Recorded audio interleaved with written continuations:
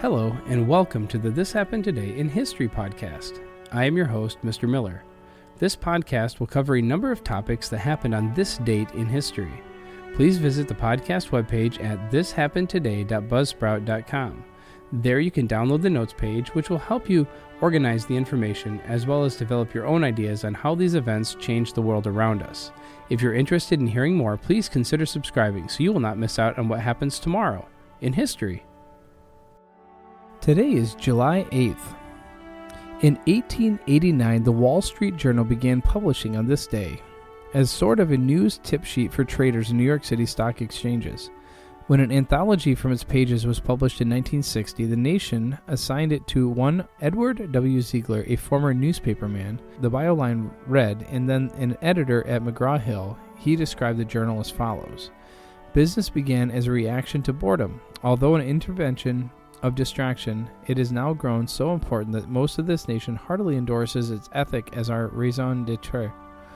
Conventional American judgment rejects any suggestion that there is something radically amiss in our headlong pursuit of profit. Still, there are those who can only exclaim at the unprecedented frivolity of it all. For business, say what you will, remains a means to an end that Americans prefer to leave ill-defined.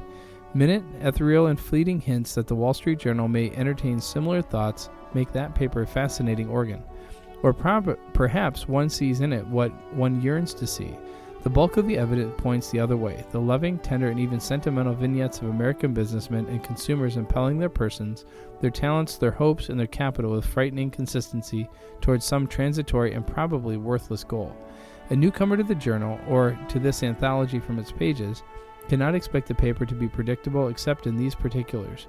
It makes business look like pleasure. It is against big government, big taxes, and big labor.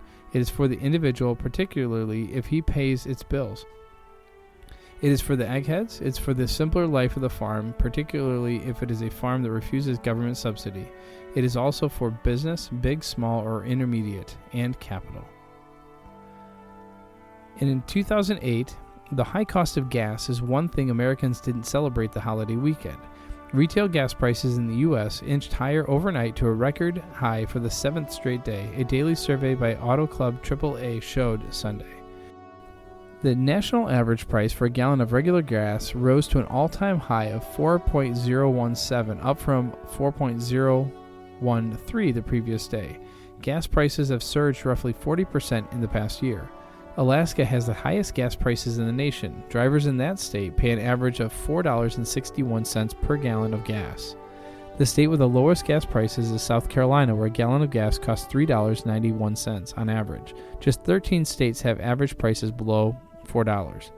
The national average price for diesel fuel ticked higher to $4.793 per gallon, up from $4.782 the day before.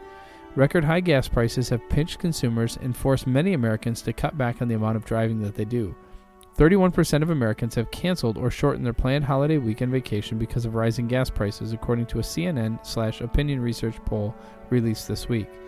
The impact goes way beyond driving. In a year-long experiment aimed at reducing the state's energy costs and commuters' gasoline expenses, Utah is about to become the first state to switch to a 4-day work week for thousands of government employees.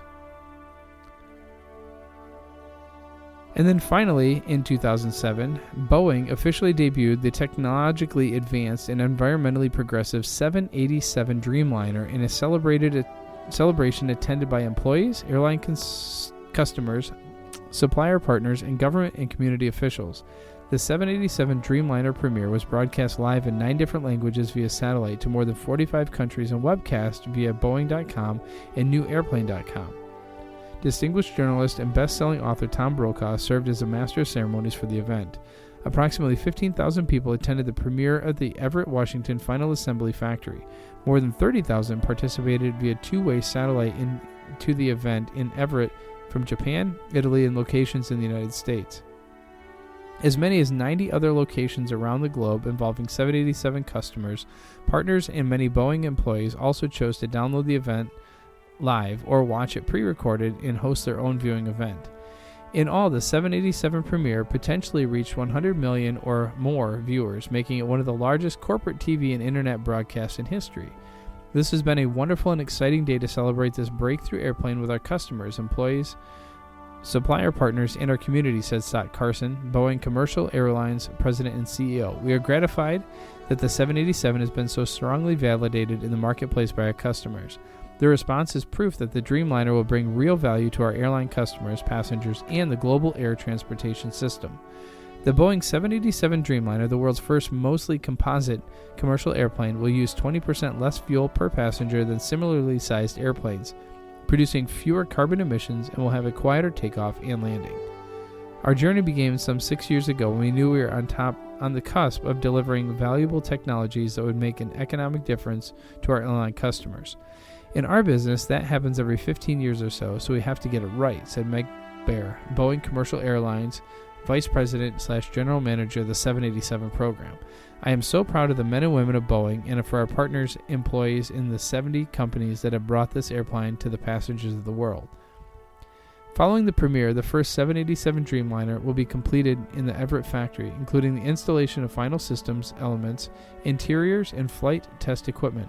First flight of the airplane is expected in late August or September. A total of 6 airplanes will be included in the flight test program, which will conclude in May of 2008 with a certification of the airplane, followed shortly by the first delivery of a 787 to ANA.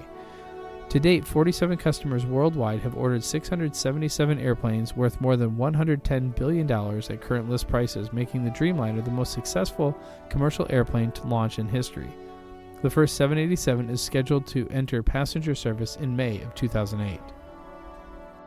You have been listening to the This Happened Today in History podcast.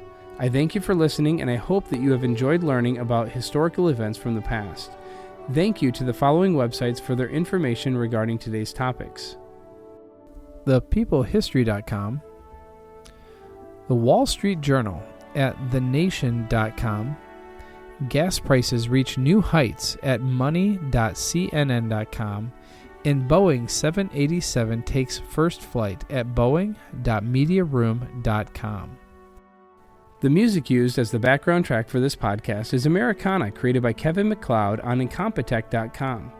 If you enjoyed this information and would like to hear more, please consider subscribing, as this will keep the historical events in your feed in the morning for each day.